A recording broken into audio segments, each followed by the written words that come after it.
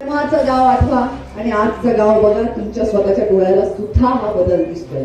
मी परवा ज्या दिवशी निमंत्रण स्वीकारलं मागच्या आठवड्यात, तेव्हाही आत येऊन दर्शनासाठी जेव्हा आले तेव्हा मी पाहिलं इतकी सुंदर झाडं लावलेली आहेत, वॉकिंग ट्रॅक झालेला आहे, भगवान बाबांची देखणी मूर्ती तर आपल्या समोर दिसतेच आहे. आता पुढच्या भागाचं कॉन्क्रिटीकरणाचंही काम सुरू झालेलं आहे.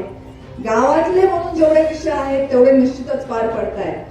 पण तुम्हाला असं वाटलं की आता ताई आल्या, मग तुम्ही म्हणलात ताई तुमचे गडकरी साहेबांचे संबंध चांगले आहेत आणि म्हणून तुम्ही आमचं रस्त्याचं काम हे मार्गी लावलं पाहिजे. बरोबर आहे. सुदैवाने मुंडे साहेबांच्या आशीर्वादाने आजपर्यंत मी गडकरी साहेबांना एखादं काम सांगितलं आणि त्यांनी केलं नाही असं कधीही झालेलं नाही. आणि हे मी म्हणत नाहीये, स्वतः गडकरी साहेब विधानसभेच्या प्रचारामध्ये केज विधानसभेच्या प्रचाराला आले होते त्यावेळी त्यांनी स्वतः त्यांच्या भाषणामध्ये सांगितलं की मी आजपर्यंत तुमचं कुठलंही काम नाकारलेलं नाही. फक्त आता ज्या रस्त्याला नंबरच नाहीये त्या रस्त्यासाठी केंद्राचा निधी आणणं हे थोडंसं जिकिरीचं काम आहे. त्यामुळे आधी त्या रस्त्याला नंबर पाडून घेणं ही पहिली प्रक्रिया आणि त्याच्यानंतर त्याच्यासाठी निधी आणणं हे निश्चित होईलच.